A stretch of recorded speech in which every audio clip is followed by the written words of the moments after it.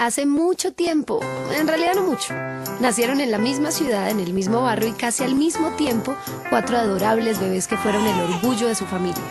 Tomás en la casa de la esquina, Juana en el tercer piso del edificio de enfrente, Matías en la gran casa con el portón rojo y Gabriela en el apartamento justo al lado del parque. Desde el comienzo, sus familias y la gente amiga les dieron herramientas que les prepararon para vivir sus vidas sin tropiezos y como debe ser. Por supuesto, a los niños les vestían con hermosas ropas azules y a las niñas con delicados vestidos rosados.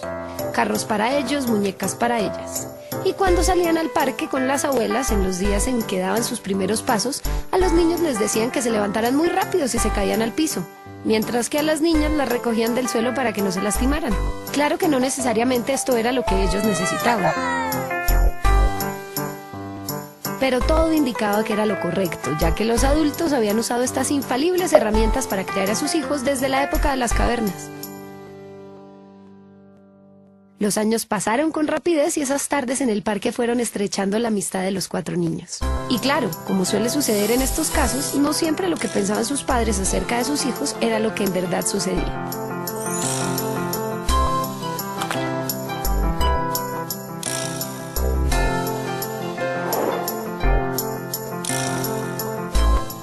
Entre triciclos, cajas de arena, sube y bajas, pelotas y juguetes de todas las clases, Tomás, Juana, Matías y Gabriela construyeron la más grande amistad que se pueda recordar.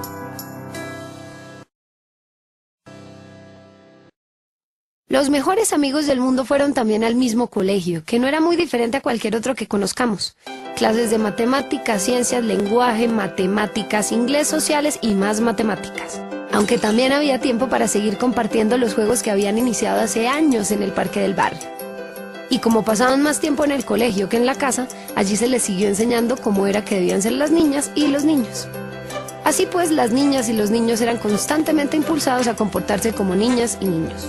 5 vueltas más a la cancha, niño. Cruza las piernas, niña. Córtate el pelo, niño. El uniforme para ti es con falda, niña. Y así todos los días del año. Parecía que todos se habían puesto de acuerdo en que tuvieran muy claro cuál era su papel en el mundo. Y lo más gracioso es que los mensajes que dividían ese mundo entre el espacio de los hombres y el espacio de las mujeres también estaban en la tele, en el cine, en los libros, en las revistas, en los almacenes, en la iglesia y hasta en las canciones. Un día cualquiera, en medio de una de las interminables clases de matemáticas, Gabriela tuvo ganas de decir algo que necesitaba expresar. Y entonces puso un grito en el cielo. ¡Me gustan las niñas! La sorpresa fue general. Había caras de miedo, de pena, de asombro. Y desde entonces todos y todas, hasta Ramón, la mascota del colegio, cambiaron su manera de ver a Gabriela. Todas las personas y la simpática mascota, menos Tomás, Juana y Matías, que la conocían y la querían desde siempre, dejaron de hablarle, de invitarla, de compartir con ella. Gabriela sentía que la miraban, que se burlaban a sus espaldas, que la evitaban, que ya no la trataban como a todo el mundo. Y como era muy sensible, se sintió muy triste y sola. Solo sus amistades la consolaban y se preocuparon mucho porque no la volvieron a ver sonreír. Hasta que un día la pandilla de Pedro, que eran unos abusadores que pensaban ser los dueños de la verdad, abordaron a Gabriela junto a los baños y empezaron a molestarla.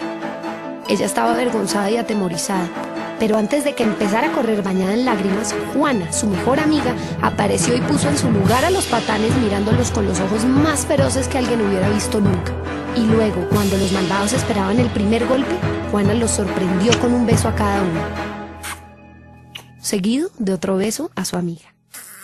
Pedro y sus chicos malos huyeron confundidos y desarmados por esa misteriosa respuesta a su violencia, algo que no habían experimentado nunca.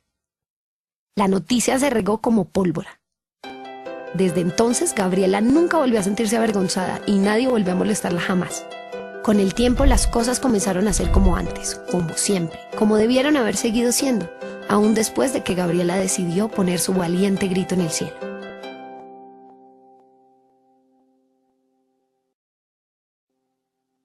Como pasaban casi todo el tiempo como una familia unida, Tomás, Juana, Matías y Gabriela habían vivido muchas aventuras y habían visto muchas cosas sorprendentes.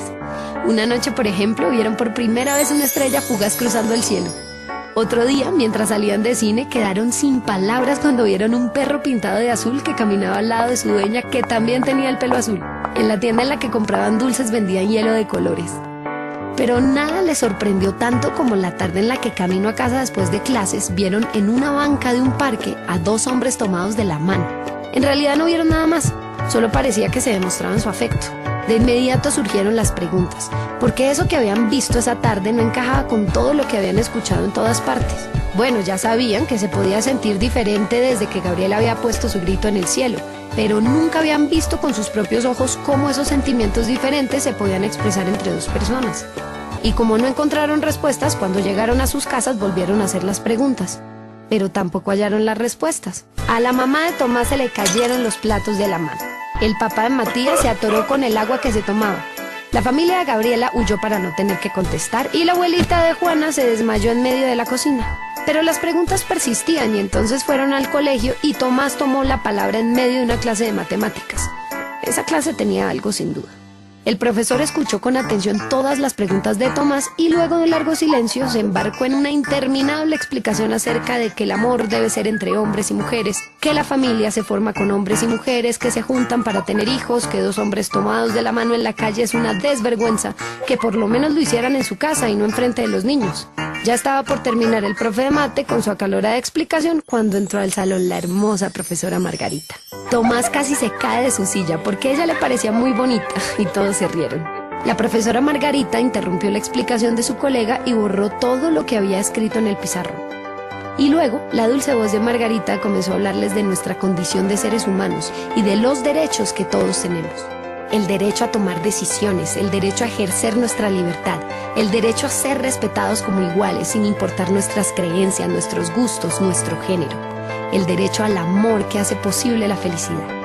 Por eso, los dos hombres enamorados que habían visto en el parque, esos hombres que tenían ojos como nosotros, manos como nosotros, dientes como nosotros, esos hombres que sentían miedo a veces, tristeza a veces, furia a veces, esos hombres que eran como nosotros en todos los sentidos, eran felices gracias a su amor.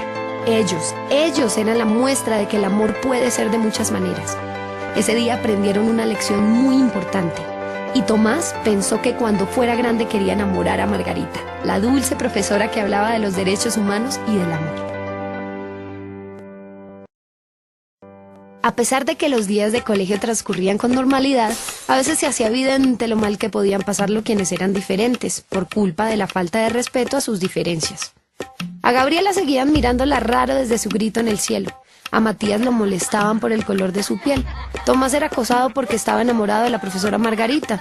De Juana pensaban que no podía haber mucha inteligencia en una cara tan bonita. Claro que no se lo decían por temor a los besos que siempre les daba para solucionar los problemas.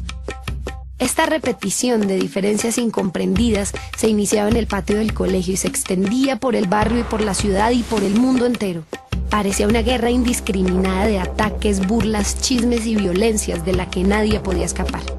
Gordos, bajitos, feos, negros, indígenas, lesbianas, homosexuales, orejones, pecosas, judíos, pobres, travestis, discapacitados, todas y todos discriminados por todos, por el solo hecho de no ser iguales. ¡Qué desastre! ¡Qué pena! ¡Qué espeluznancia!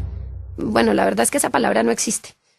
Hablando de eso, Tomás, Gabriela, Matías y Juana se imaginaron una persona que pudiera ser discriminada no solo por un rasgo de su personalidad, sino por muchos.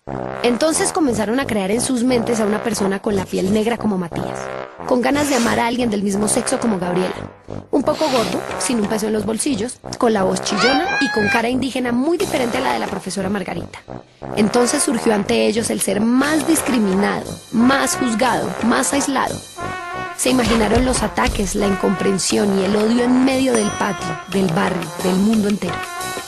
Y también vieron su soledad, su profunda tristeza y sus ganas de no seguir viviendo. Todos lloraron y luego hubo un silencio.